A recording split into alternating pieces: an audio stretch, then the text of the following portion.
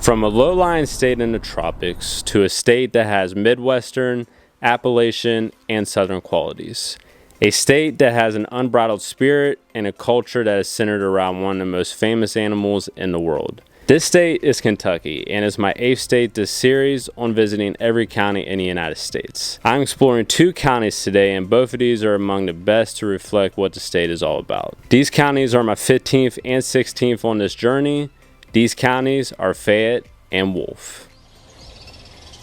Fayette County covers nearly 284 square miles of north central Kentucky, which ranks 71st out of the 120 counties in the state and the 305th smallest in the country. Over 320,000 people call Fayette home, which is the second most populated county in Kentucky, just behind Jefferson, which is basically Louisville. If you move over more to the east, Wolfe County covers 222 square miles of eastern Kentucky, which is the 26th smallest in the state and the 175th smallest in the country. It also has the second smallest amount of water area in the state. There's far less people in Wolfe as well, with around 6,000 people calling the county home, which ranks anywhere from 5th to 8th least in the state. Fayette County is consolidated with Lexington, which means the boundary is literally the city limits. It sits on a mainly flat landscape with some gently rolling hills outside of downtown. Wolfe, on the other hand, lies within some of the best wilderness areas in the state and sits at a higher elevation than Fayette. Fayette is home to a few airports, nothing major, but it does sit at a major intersection of the Midwest. Interstate 64 travels east-west through the area,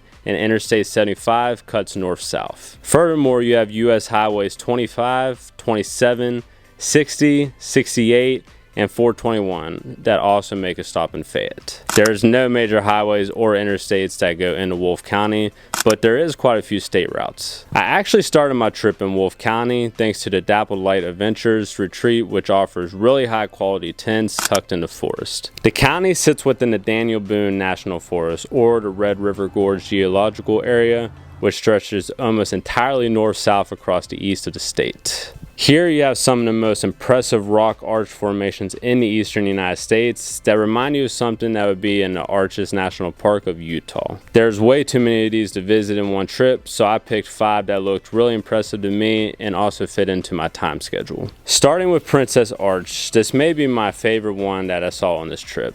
It's extremely close, but what sets this one apart from the others is how long it is. You can walk above or below it. There's a path that takes you right to the bottom of it, which makes it cinematic.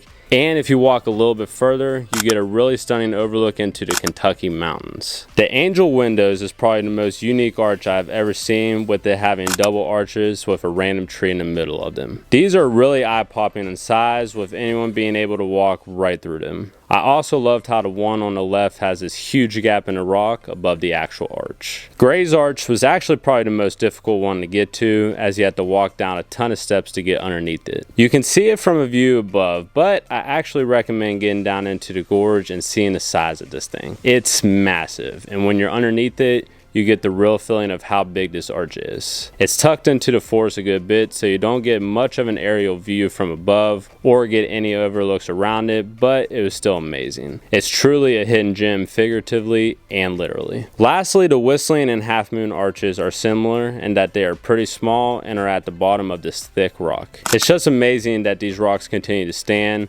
with such a big chunk taken out of them at the base. After spending a day in the Kentucky mountains, I wanted to get a taste of some urban life over in Fayette County. Like I said before, this is basically Lexington, which is the second largest city in Kentucky, just behind Louisville, and shares the same importance as an economic and educational hub for the state. The University of Kentucky is here, and you get a real good sense of that when driving around the city because the logo is all over the place. Furthermore, the skyline isn't as expansive, but it's pretty noticeable due to the largest building in the city, the Lexington Financial Center. This 410-foot skyscraper dominates the Lexington skyline, and it ranks as the 6th highest building in the state. Known as the horse capital of the world due to the hundreds of horse farms in the area, the state's horse culture is centered here although the Kentucky Derby takes place over in Louisville. This aspect offers a very unique setting to Lexington with breathtaking horse farms surrounding the downtown and beyond. It is by far my favorite trade of the city because I have never seen anything else like it in any other city in the United States. I spent a few hours driving through these miles of horse farms, including driving on the Old Frankfort Pike, which is a national scenic byway. This byway connects Lexington to Frankfort through these stunning farms